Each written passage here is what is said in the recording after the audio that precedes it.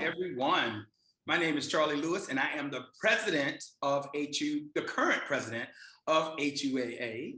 And I would like to introduce my moderator guest as well, the past president, Miss Nadia Pinto Baylis. She just got married for everybody who's out there. We have two candidates on the forum tonight, Candace Harris and Hazel Robinson. So welcome everyone to the HUAA first forum to get to meet the candidates. So Denise is our representative from Howard, from the Department of Development. Can you put up our mission statement for HUAA? So, as you guys know, we have a third candidate, by the way, Sinedu Inikwe. He is in Barcelona, and currently right now, he has not joined the conference, but if he does, we will allow him in, and he can join us as we are presently speaking. So the mission of HUAA, for those you guys who are out there, is to unite alumni and friends around the world, create a passionate voice that strengthens the university, promote alumni accomplishments, and celebrate the Bison spirit and traditions.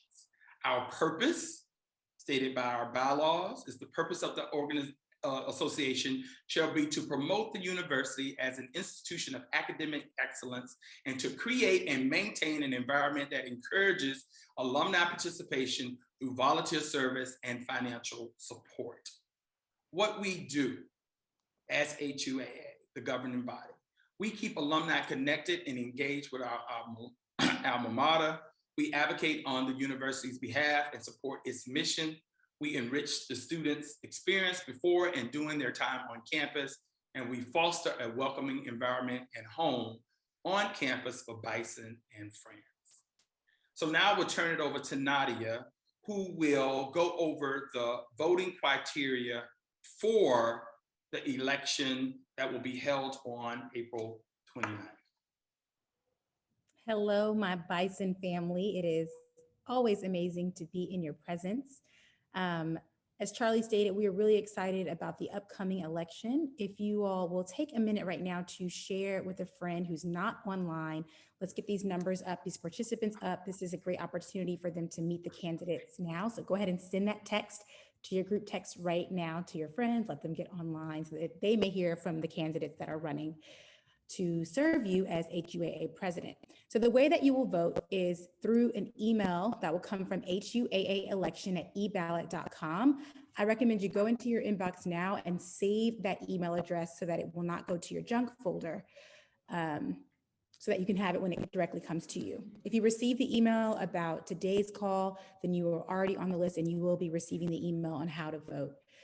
Also, review the candidate statements. Make sure you're making an educated vote, not just based off of who told you to vote or what you heard in the waters, but to do like Bison do and make an educated and informed decision. And you guys are already doing that by being on the call today.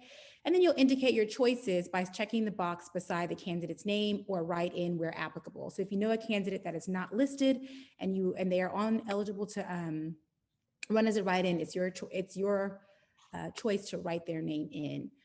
Lastly, you can request your ballot by ballot request at eballot.com. You do not need to do that now, but you do that if you don't see it come in on the day of the first day.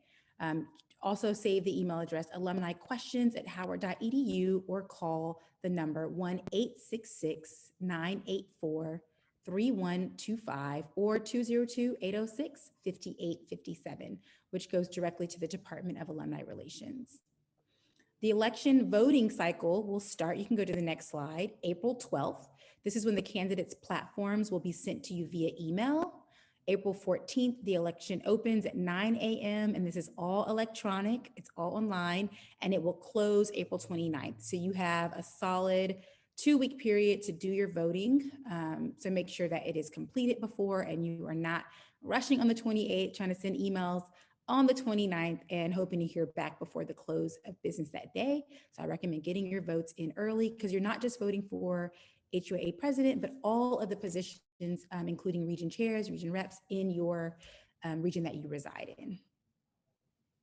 All right, so we will start out with an opening statement, a 2-minute opening statement from the candidates, Hazel and Candace, and then we will end with a 2-minute closing remark as well on the back end, and we will have questions in between. So Hazel, starting out with you, you have 2 minutes for an opening statement, introducing yourself and telling us a little bit about yourself.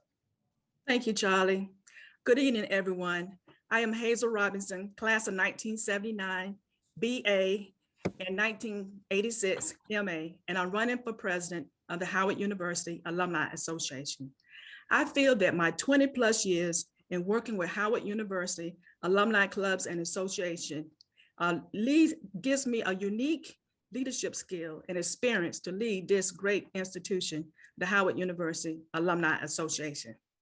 I led alumni clubs as president at the departmental level of the Howard University Economics Department Alumni Association, at the college level, the Howard University College of Arts and Science Alumni Alliance, at the local level, the Howard University Alumni Club of Greater Washington, DC, and also at the national level, Howard University Alumni Association.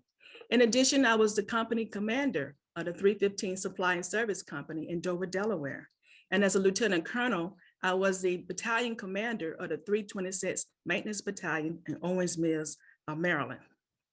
My priorities as the president of the Howard University Alumni Association is that for alumni, I'm going to encourage them to get more engaged through impactful programs.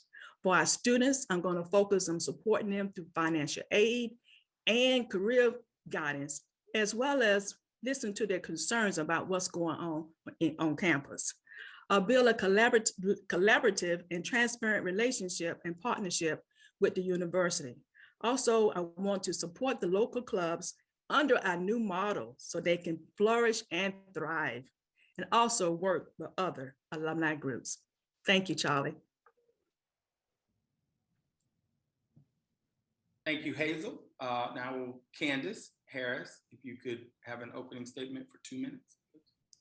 Greetings, my name is Dr. Candace Harris. I currently serve as the Vice President of Administration for the Howard University Alumni Association. I want to give greetings to my fellow candidate, Hazel Robinson, where I've had the pleasure of also working with her as a member of HUAA. I currently serve as an Associate Dean of the Mike Kerr College of Arts, Media, and Communication at California State University, Northridge. My background is in higher ed administration, where I've served currently 15 years as an administrator. I've worked at 5 historically Black colleges and universities, including Johnson C. Smith, Clark Atlanta University, Howard University, Shaw University, and Bowie State. With that particular background, I've seen myself as a dedicated higher ed administrator, as well as a communication scholar. In terms of Howard University Alumni Association, I started with my local roots as the recording secretary for the Raleigh-Durham Club, as well as moving on to become Region 3 Chair, which serves the Southern United States and the Caribbean, in which I was able to charter in 5 new clubs, as well as help sustain 13 of the clubs within that particular arena. In that, I have served for HUAA now, going on 8 years, and I've been excited to do that. And so now, as running for the president of Howard University Alumni Association, I will be running under the platform of Bison Engage, which stands for the acronym of engagement, network, galvanizing, access to information, as well as gifting and excelling. Sorry about that.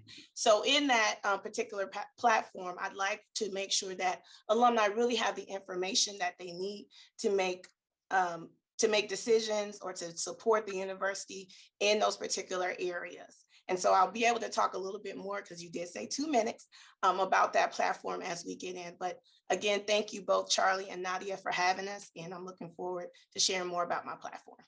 All right, so thank you both for your opening statements. We're going to dive right into the questions. So questions number 1.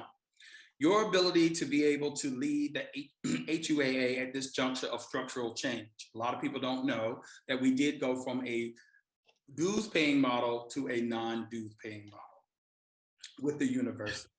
It will require dedication and perseverance. How are you going to make your voice heard during the next 2 years? And how can you dedicate the time that will be needed to manage this change? Candace, I'll start with you first since we started with Hazel. Okay. So first, I'd like to address the second part of the question first in terms of dedicated time. I absolutely can dedicate my time as HUAA's president. I've given a tremendous amount of service hours to the National Alumni Association since 2014, in which I was elected to serve as the Region 3 chair, and I have continued to serve currently as the vice president of HUAA.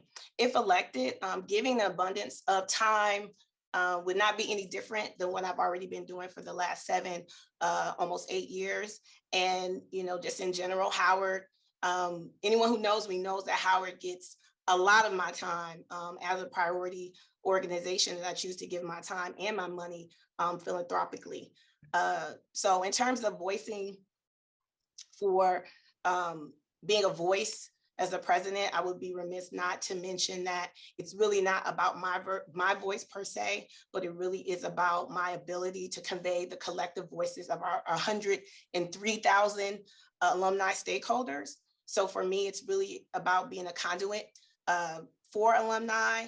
And I believe that as an effective leader, it's important for you to understand that it's not for just one single person to do and that I can't do it alone. So we will need to work together.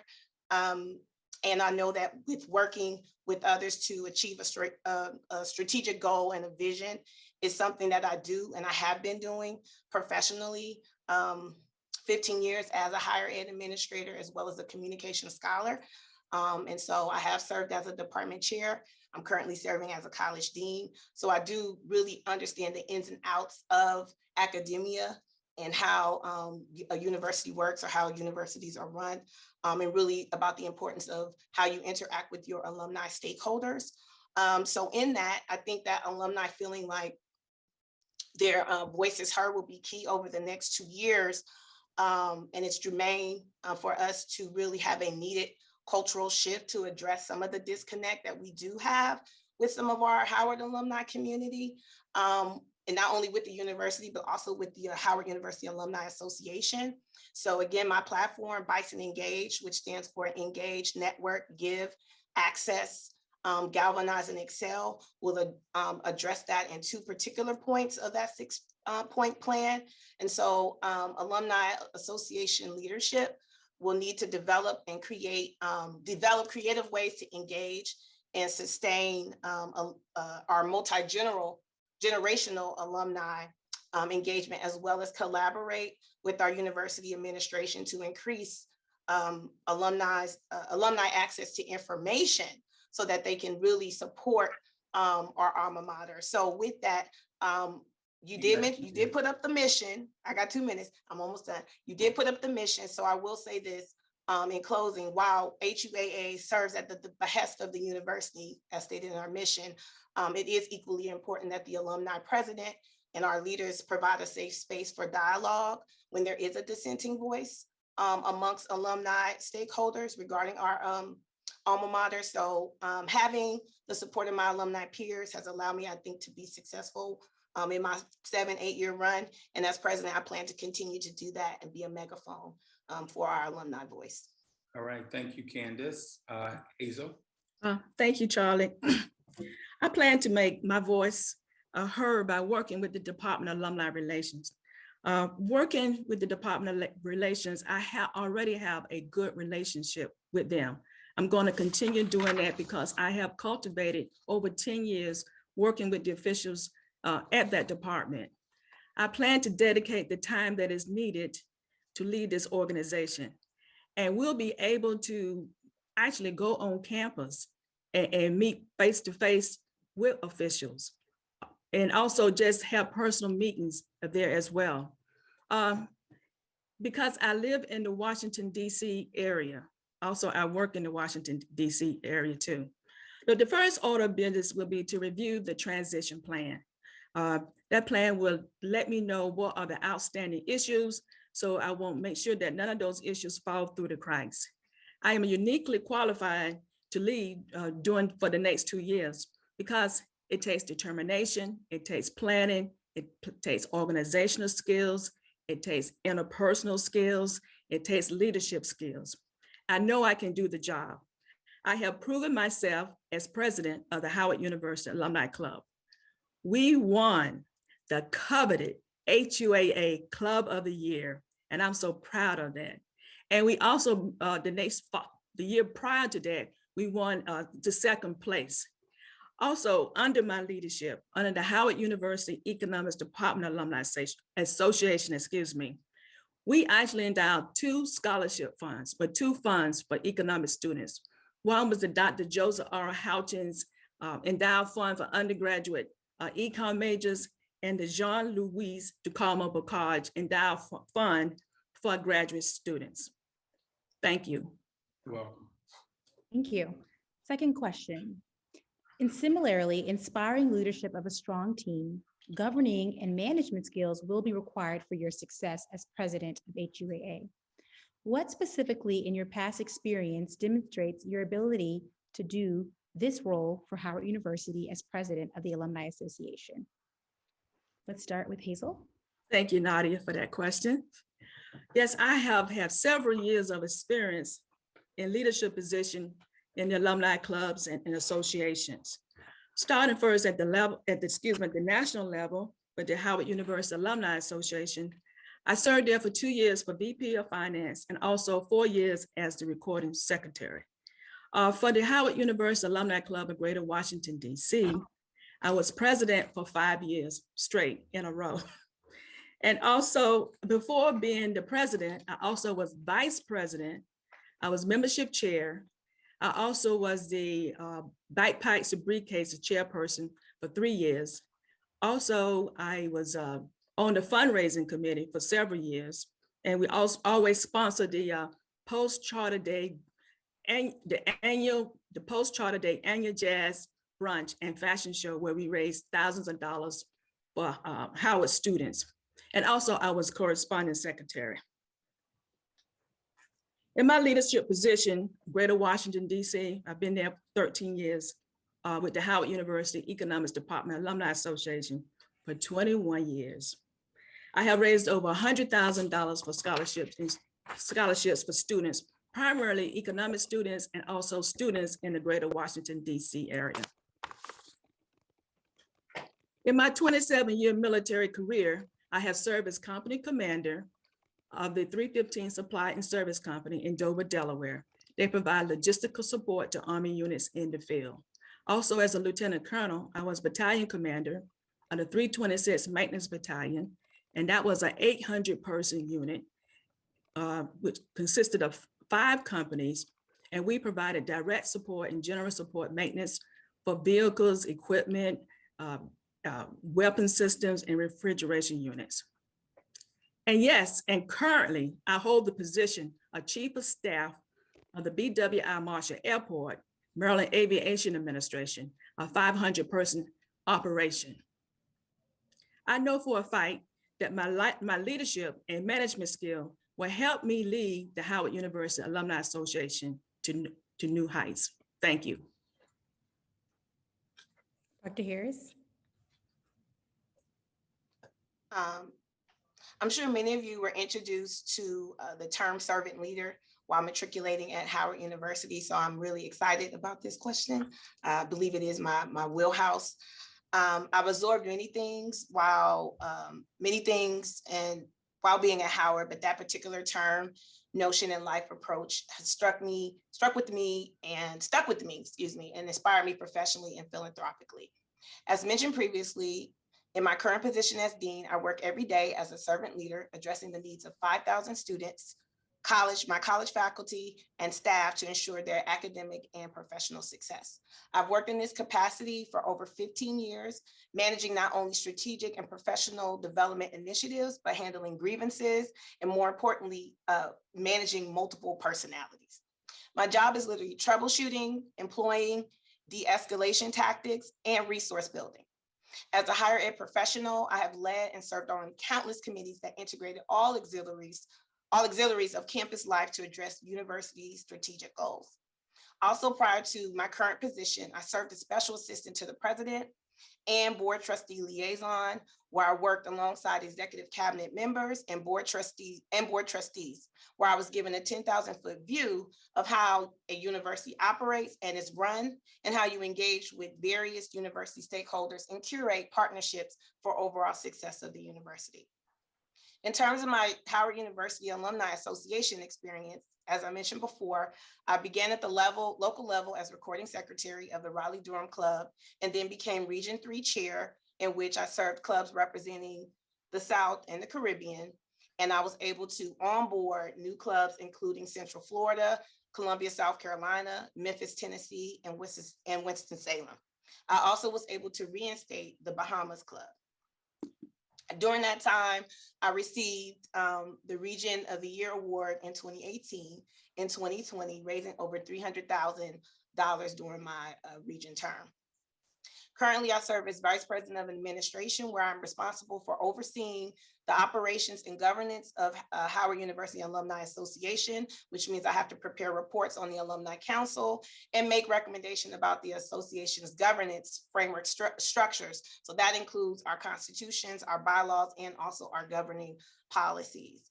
Most recently, I was asked by the current president, Mr. Lewis, with the approval of the executive committee, to also assist as the acting VP of finance to ensure that our fiduciary needs of HUAA are still being met. So I'm wearing many hats right now. Lastly, I was one of 6 people to be selected by the Vice President of Development and Alumni Relations to be on a special ad hoc committee that focused on this transition of a dues paying model to a non-dues paying model. So most importantly, I have served for this current administration, the current president, Charlie Lewis, while I'm in absence. Sorry, y'all, went to the New Edition concert last week. So in the absence at various meetings and events.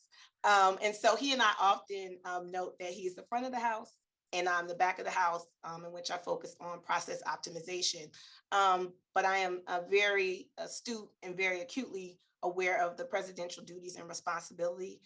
I believe it is my time, and I am more than prepared to serve as your next Howard University Alumni President. All right. So we're gonna go a little bit off script and get into some real good questions here. How do you motivate, or how do you keep volunteers motivated for HUAA and keep them involved if there's a second wave to the pandemic? And Candace, I'll start with you. Well, I'm sorry. No, I was just repeating the question again, saying, how do you motivate and keep volunteers actively involved in HUAA if we happen to go into a second wave of the pandemic, where we cannot meet in public and have to do everything via Zoom like we've done the past 2 years? Well, as you said, we just did this the past 2 years. And so I serve on this current administration where we have literally been indoors. I've been Vice President of Administration indoors for the last 2 years. So when we're talking about engagement, we really did have to lean into technology. Look what we're doing right now. We're right here on Zoom, right? So we have to look at ways to engage in people's homes. So I believe it would be just about, one, setting up training for our alumni leaders to allow them to learn ways to engage the various their local constituents in that way, as well as provide programming. And I think we've done that. One of the things that I was influential in doing with the help of our public relations coordinator, public relations person for HUAA, is that we created what we call a Make It Official campaign, where we started putting together content for alumni to engage in on social media, whether that was Facebook. We tried to hit all the different ones, Facebook, Instagram. We tried to put together narratives and stories to share about what the alumni were doing, as well as what we were doing with students, sharing what our mentoring programs. We even had a couple parties in there because, ain't no party like an HU party. So we had to throw a couple of Zoom parties in there to constantly keep individuals engaged. And so we had to really think about how to be innovative. And I think if we were, please, I hope we do not have to go back in the house. But if we were, I think we would tap into that because I've literally spent this my entire term as vice president of administration inside the house. So we would have to be innovative, use technology, reach out, use our, use our now what we're calling snail email, use everything that we can to engage, because we do have multi-generational alumni. So we want to make sure we reach them in every capacity. So I think I'm pretty versed in that, since that's what I've done for the last 2 years. Okay, Hazel, same question. How do you motivate and keep volunteers interested in HUAA if we have to go back in to a second wave of the pandemic? Well, I sure hope we don't have to go back in, because I'm used to being out now. And also, I must have missed a few of those parties, Candace. I missed, y'all didn't send me the invitation. But I just love that question, because the pandemic was a life-changing event. But I wanted to make sure it didn't change my people, the members of my club. And so when it first started, we just needed information about the pandemic and what Howard was doing to protect themselves and the students and the faculty. We had David Bennett to come speak to us. We had, I believe, Dr. Mighty to come speak to us about what was Howard's response to the pandemic. So that gave the alumni a certain level of confidence that President Frederick and his administration was on top of that. And so we can get behind leadership like that, who's proactive and leaning forward. Now, thank God for technology and thank God for Zoom. I tell you, my membership, my attendance at the meetings actually went up, because they didn't have excuses of traveling and the traffic and all that. So that was a plus, because people were starving for information about the pandemic, but also about the school and what was going on in their clubs. Also, we got the best newsletter, I believe, in HUAA. I would like to say at Howard University. So we kept our members informed of all the activities that were going on that we knew about. Of course, not many was going on because of the pandemic, but we try to keep them as informed as we possibly could. And then when the fall came, we pretty much stuck with the same schedule, but we just went virtual. Now, my members probably was upset about the pandemic part, because we used to meet at Founders Library. And at Founders Library, we would have a nice libation, nice spread of food. So I know they really missed that, because it was a drawing card. And so I want to say that we kept people in contact and motivated and focused through our newsletter, through our social media, through emails. And also we had a holiday party. I think the first year we had a comedian, and we tried to keep it light and keep it encouraged. The second year of the pandemic, we actually had a holiday party, but we also was raising money for the scholarship fund. Even though we wasn't in person, people still donated to the scholarship fund. Also, we did Bison gift boxes, and the proceeds from those gift boxes also went to our scholarship fund. So you just have to be more creative and be more inclusive and do more outreach. And as the president of the Howard University Alumni Association, I just make it a bigger net so I can reach out to more people. There'll probably be more texting, more emails. People just want to be touched by our goodwill, our Bison goodwill. And that's what I want to do. And that's what I did. Thank you. Welcome. Thank you. All right, just let's follow that up with the alternate universe, right? So we seem to be moving back in person. People are excited about the upcoming football games. We have some fun challenges this year. So what are some things that you will bring to the table? Like listening to you guys both so far, you guys have a breadth of years of service to alma mater. So what are the things that you're going to bring to the table that will allow you to propel the university as far as relationships, both in the university as well as corporations and outside of the university? And then what ways are you going to engage alumni to bring them back to alma mater? Let's start with you, Hazel. Okay, thank you, Nadia. That was a mouthful. But anyway, I'm going to encourage the alumni by, becoming more engaged, and even in a pandemic type environment. I'm going to, as they still have career aspiration, which I would encourage them to continue and to help them support alumni and entrepreneur. But one thing about this pandemic, even it's the worst of times, and yet it is the best of times. And the reason why I say that, from the deepest adversity come the greatest opportunity, and that we can help our alumni capitalize on the business opportunity that rises, we'll be a far, far step ahead. Also, I will aid in the development of a strong network of business contacts. We know that it's who you know. And we got alumni in key positions, in key industries, in key government agency who can help our alum. So our network is very, very strong. It is very, very vast. Also, I will provide a versatile and robust database for our constituent units. Our constituent units, our alumni clubs need to know the alumni in their geographic area so they can start recruiting and reaching out and having volunteers for the programs that they're going to plan for in the future. But they need to know who to contact. So that's definitely on one of my platforms here. Also, I will give them timely financial reports so they can know how much money they have. They will know how much money they have to spend and budget for. Also, update and keep updated the Bison Business Directory. I'm a firm believer in owning your own business. And Charlie, you've been a great example of that too. So also conduct workshops and seminars on upcoming business opportunities at Howard, in Howard, and also in the greater Washington, D.C. area and across the nation. Thank you. Candace?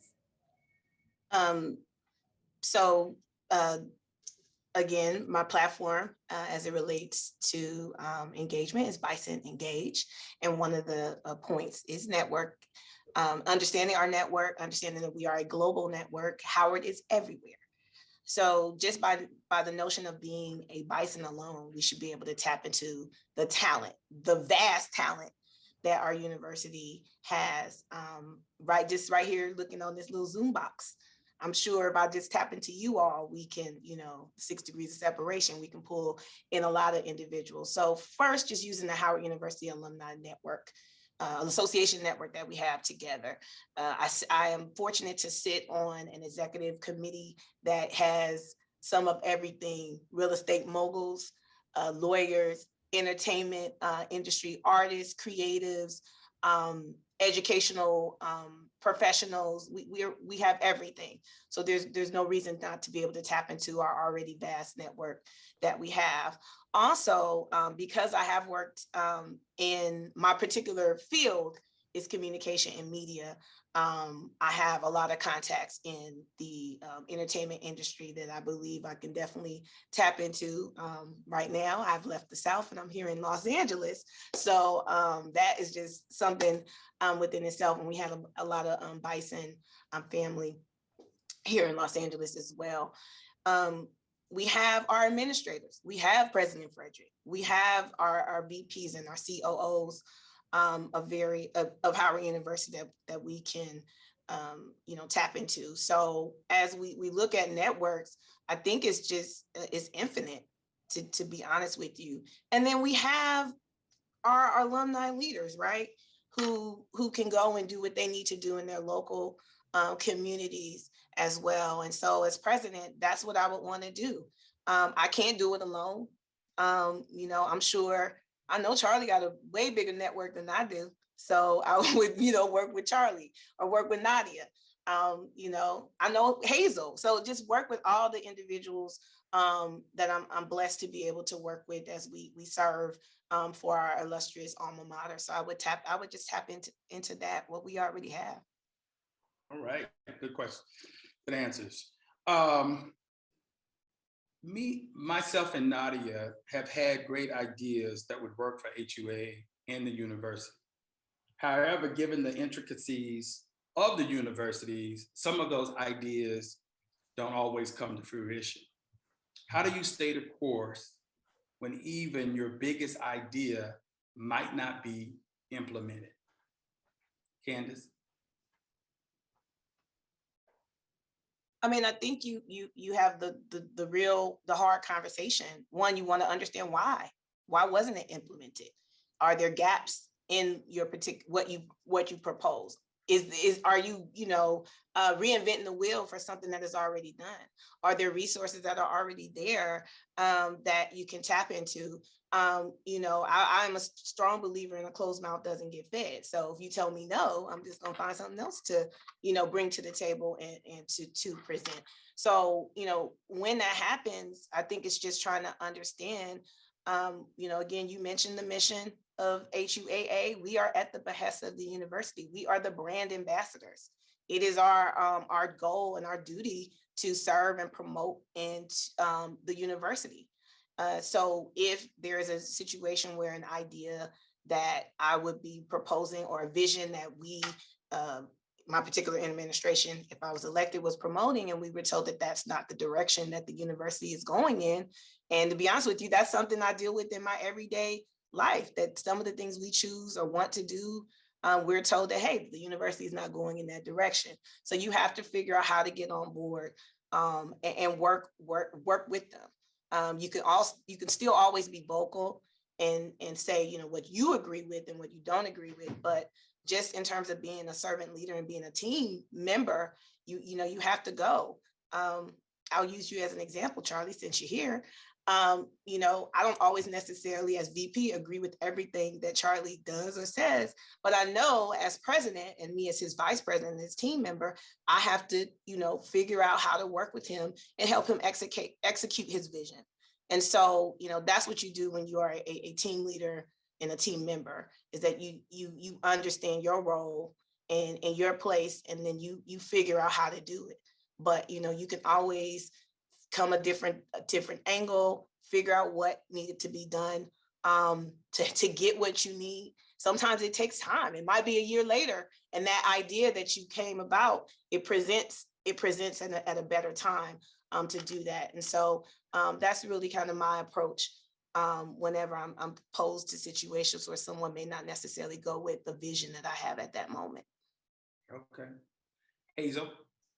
Yes, this is a wonderful question, and I welcome it because it's basically saying, how do you get a yes from a no?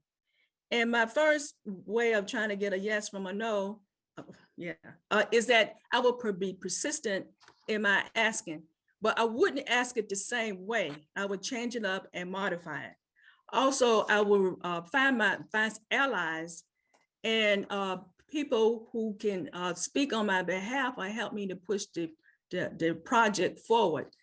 I have a great relationship with the Department of Alumni Relations, and I will probably lean on them to help me to get a yes from a no. Also, it's about interpersonal skills. It's how do you treat people? Do people welcome you in their office, or they try to close the door and turn off the lights? So it's important to have charm. It's important to think of the other person and understand and appreciate, at least figure out why are they saying it no? Why are they saying no? Maybe it's not the right time. Maybe they don't have the resources. Maybe they got other things they want to do first. You have to get behind what the other person is thinking and try to figure out how you can maneuver yourself into their plans and into their ideas. So it's been a statesman, it's been a diplomat, it's been a person who can persuade the other person to realize that was his idea or her idea in the beginning. And I don't care who gets the credit, long as it happens. So, and then on top of that, try to make it where what I want is going to benefit the person I'm asking something for, because everybody wants to know what's in it for me. And I want to make sure I'm going to have something in it for them, because I want them to just say, how can I help you? And that's a wonderful feeling. I want them to just open the door for me, pull out the chair, because this is the leader of the Howard University Alumni Association. You got this association on the ball, and they know that if we don't eventually get what we want, they're gonna get phone calls and letters and emails, because by that time I would have socialized what I'm doing with the alumni base, so I can have support from within. Because we always want to have a united front, not that it's us against them, it's really us. So thank you for that question. And the last thing I would say, it just takes leadership. It's the big difference. A leader knows what to do. A leader knows how to say it. A leader knows. Thank you. All right. You're on mute, Nadia. You're on mute, Nadia. Got it. What do you think is the greatest need for HUAA to be successful in your next 2 years? I know you guys have large platforms. If you were to single out one thing that you're like, I'm leaving this 2 years and I was successful at this one thing, I did my job well, what would that be? This question starts with you, Hazel. Okay. I would want the alumni to really, really embrace Howard University. I know sometimes we'll disagree with the administration and their positions, but the fact is we're all one family. And also, I guess you should give something more tangible. We would like the alumni to get the most benefit out of their degree, because the Howard University it's like money in the bank. And so if they have money in the bank, they can use their degree and be successful with it. So for what I would like for the alumni to do is to embrace Howard University, promote Howard University, put aside our differences, and be one family.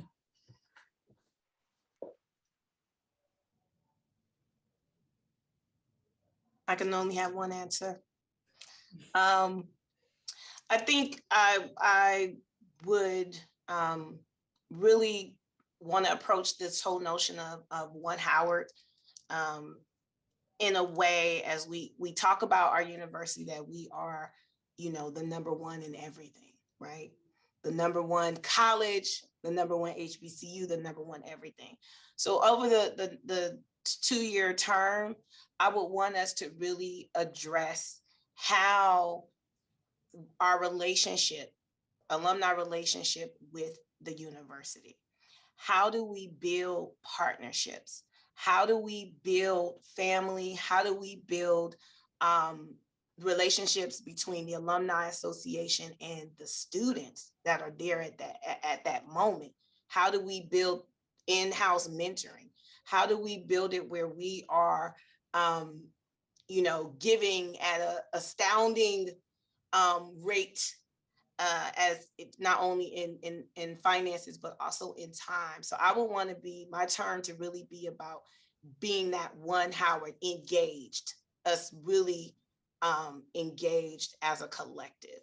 So I would want to walk away and know that under the 2 years that we can really turn around this a cultural shift of how we love on Howard, and how we interact with one another wherever we are. So I would want to focus on that whole notion of One Howard.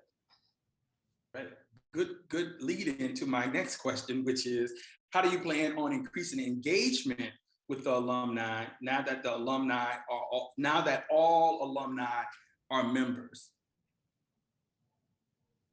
And just for a note here, before there was a no dues model, we only had approximately, and the number fluctuates between 86,000 and 103,000 living alum we only had 3,500 active participants in HUAA. Now that everybody is a member of HUAA, how do you increase engagement with the alumni? So Candace, I'll start with you, then go to Hazel. I think in terms of increasing engagement is understanding that we do have multi-generational alum. People engage in different ways. You know, we have, you know, right now, like we can talk about the workplace, you have millennials, Gen Xers, and baby boomers all in the same place, and we operate totally differently. There are things that motivate us differently. Some people don't mind paying $100 for a plate, right, to attend an event, or $700 for a plate, while others, we just try and get in the door. You know, we're not even trying to stand in line. So it's about understanding the psychology, you know, behind it when we're talking about engaging. And when we're talking about this new model, and I don't know if we were going there today, but when we're talking about this new non-dues model, I think it's important that we understand that there was a context, you know, behind it. That again, we saw that there was a barrier in having those dues, so we weren't engaging alumni in the way that we needed to. So maybe we were engaging maybe 4,000 alumni when we have 100,000. So the thought behind it is really opening it up so that we can provide multivariate ways of how we engage alumni. So it may be a family event, it may be, you know, he's somewhere or some kind of Zoom party, it may be a golf tournament, it may just be a kickback, it may be various things, it may be putting together an event that happens at homecoming, it may be tapping into the way that people give of their time and give of their money. So it's really about understanding our generational alumni, understanding how they interact. And it's also building relationships right now with the students who are at Howard, who will then become alumni. A lot of the issues that we have with alumni is based on their experience from when they were students at Howard, right? And you carry that with you. And so that impacts how you engage, that impacts how you give.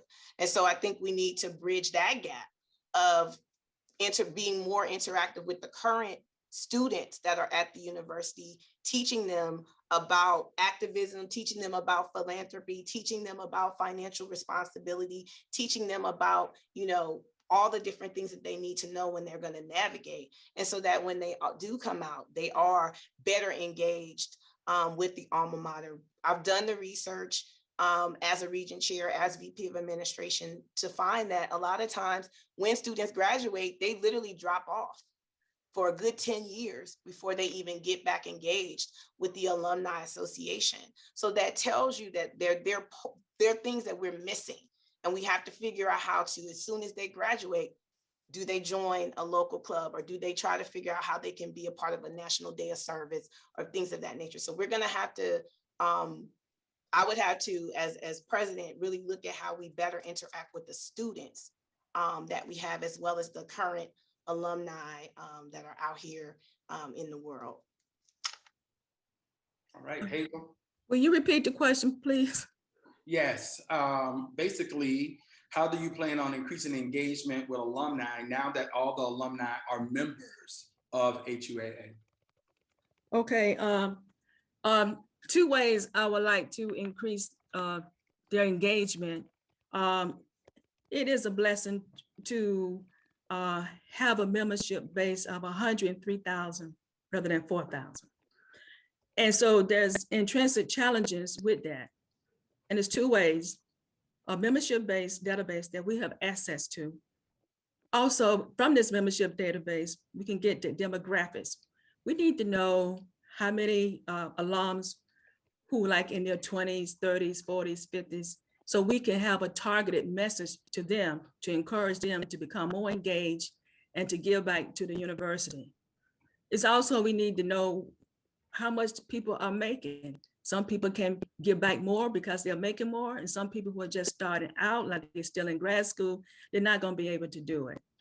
Also, what we could do is have a nationwide event that everyone can participate in, all the constituent units, all the regions. Something, for example, like a picnic in the park all over the country, everybody wear their Howard University paraphernalia, they have a good time. I know every summer, the Greater Washington DC Club, they have their annual red, white, and blue cookout, and it's also a freshman send-off. And it's one that we always look forward to because it's a way of relaxing and networking with our members. So also, in addition to the membership database, marketing is very, very important.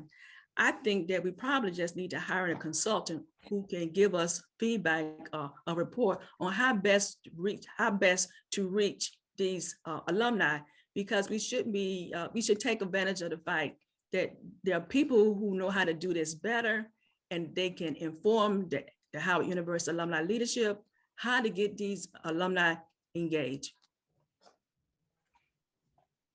Thank you. Next question, making sure I was not on mute. How do you plan to engage some of the alumni clubs who may have lost steam during the pandemic? So not being able to engage with their alumni in person, and they weren't able to transition well in a Zoom-focused environment. How will you bring life back to those specific clubs and re-energize the bodies? Let's start with you, Dr. Harris. So in terms of re-energizing a particular club following a pandemic, I think we touched upon it before, is one, access to data, which is one of the points under my platform. We right now are working with the department, HUA is working with the Department of Alumni Relations to figure out how we can best access that data so that you can let club presidents know who actually lives in their area so that they can engage them, get the proper email information. I think this is a really important time for us to use, even though we may not want to be on Zoom, but to utilize technology in a way that it engages. I know that we, our current administration, we really did work on trying to put together something like that that would allow us to be more engaged with each other, where we're able to go in, have conversations, have chats, know when someone immediately is joining your area. I think most importantly, one of the things that I've done as VP of administration, and I would want to continue into a new administration, is proper training. You know, it's almost like being a teacher, right? People just assume because you went to college, you got a degree, you throw someone in the classroom, they can teach them, right? But it actually is a skill. And I think being a leader is a skill. And so we would have to make sure that we're training our alumni leaders how to interact with and engage their alumni constituents in their area. So teaching them how to fundraise, teaching them how to put together an event. You know, again, you know, I like to think I can throw a party, but, you know, everybody doesn't necessarily know the ins and outs of putting together an event. So putting together, you know, putting together various boxes that allow individuals to kind of go in, follow a template, put together an event, and engage those alumni in those areas. So there has to be a training piece in it as well, and what that looks like. How do you do it on a small budget? How do you do it on a larger budget? How do you do a national event? So those are the kind of things. If someone was losing steam, I would try to work with them to engage those individuals. But the first piece is, who are those individuals? And so we would have to work with the Department of Alumni Relations to get a better access to that data so that we could interact with all the alumni in the area. All right, sounds good. Okay, the time is 7:25. I need to answer the question. Oh, I'm sorry. I'm sorry. My You have bad. the floor, Lieutenant Colonel Robinson. Yes, go ahead. I could have been quiet, but no. I think what we should do to re-energize the clubs that are dormant is to pull in the region chairpersons and have them to come up, devise a plan to re-energize the dormant clubs who have not been doing much and just couldn't make it in a virtual environment. I agree with Candace about having a training program and having a template. It'll get them jump started in terms of getting re-energized. Also, maybe having a virtual membership drive. They really need help. So they just can't, I don't want them to be just floundering out there. I would try to give them some resources they need to try to come around and be re-energized. In fact, I would maybe have them to join another club's meeting and have a joint meeting, to get them encouraged. They just need a little bit of encouragement, and maybe it'll jumpstart something.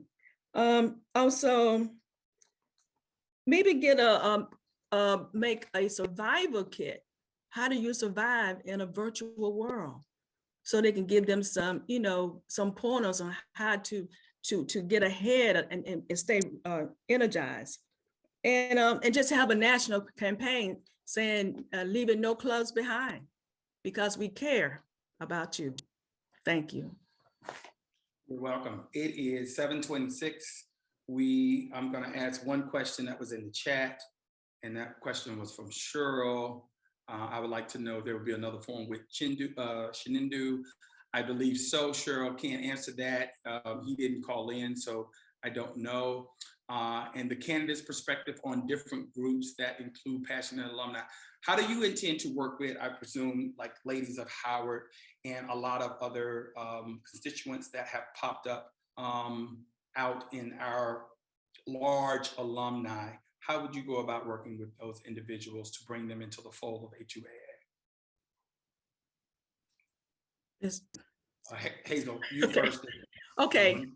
I believe that a lot of these alumni members who are members of other alumni groups are also members of HUAA. We have no policy against joining other groups. And that's one of my platforms, is that I am going to work with other alumni groups and maybe on joint projects, because we all love Howard University. We all want the best. But there's no room for them not to join. They could be a member, and we can just do some projects together, partner with each other. And like I said, the people are dual, triple members. So. Okay, Candace. I think it's easy. I think it's just meeting with them. I think it's about having those conversations, having hard conversations, having difficult conversations. If it's one in terms of they're not necessarily choosing to be a part of HUAA, but I think, like Hazel said, when you're in a situation, I'm a part of Ladies of Howard. A lot of people that are in these other groups do participate in the larger HUAA structure, but I think it's just about having sitting in a room and having those conversations. Why did you feel the need to create this other group? Where were we? What were we missing? Why did you create Ladies of Howard? What was missing from us that you felt that wasn't being attained? So I think it's about understanding that their people have various needs and things that they want us to tap into. So I really think it's about that. And I think it's also our responsibility as servant leaders of HUAA to ensure that those groups get the information. We are privy to a lot of information that we can be making sure that we share out. So I know we've done partnerships. I know we did the brunch. We partnered before with some of these other organizations by just partnering with them and, spreading the pot, right? In terms of how do we fundraise together. So I think it's just about, being that olive branch. Again, we're one Howard. We're not different. We're all graduates. We're all alum. So it's just about offering that olive branch and finding out and listening. That's one of the most important things I've learned as a leader, is that you sometimes have to just be quiet, shut up, and listen and hear what people have to say, and then take it from there. So that's how I would do that with these other I'm calling them auxiliary groups, but these other groups outside of the brand of HUAA. Okay. Thank you. So I know we are at the time, but I do want to give you ladies just 60 seconds for closing remarks. In those 60 seconds, can you please let our attendees know how to get in contact with you if they want to further reach out and continue communication with you. Let's start with you, Dr. Harris, and we'll go into Lieutenant Colonel Robinson. Okay, well, I think we can't fully put it out there yet, but when I am able to open up my website per the campaign guidelines, you will be able to find me at CandaceHarris.com to learn more about my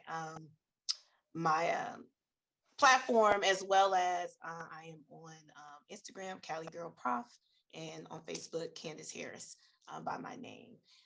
So that's where people will be able to find me. And as well, you can also email me, Candace at CandaceHarris.com if you have any other questions. And I know the Department of Alumni Relations is going to send that out. All right, thank you, Dr. Harris. Hazel. Okay, thank you. I just want to remind everybody my 5 priorities is to encourage more engagement from my esteemed alumni through impactful programs. Focus on supporting our students with financial aid and career guidance, build a collaborative and transparent relationship and inclusive partnership with the university, support local clubs under our new model so that they may flourish and thrive, and also work with other alumni groups. I am highly qualified to lead this illustrious body through my leadership positions at Howard over 21 years, the military 27 years, and civilian experience 33 years. I am committed to making the non-dues model work for our association, and I'm committed to supporting our regions and local clubs. At the end of the 2 years, I want to proudly say that we accomplished this list of things. It's time for a change. It's time for new leadership. Vote for Hazel Robinson, the next president of the Howard University Alumni Association. Bye, some love. Oh, and you can reach me at the hazelhuaa@gmail.com. Our website is there, but it's not official. And I don't really want to give out that address yet. All right. Well, thank you everybody for attending, all the participants out there, the participants who asked questions. Thank you, Nadia, for joining me and asking the panelists questions. Thank you, Dr. Harris. Thank you, Hazel Robinson, Lieutenant Robinson, for joining us this evening. Just want to let you know and remind you again that the voting instructions will go out on April 12th. The voting will begin on April 14th and end on the 29th of April. Other dates that you guys need to know: graduation, commencement is May 7th. So with all that said, I want to bid you farewell, adieu, good night, thank you. You know. Thank you, everybody. Thank y'all for joining. Everyone.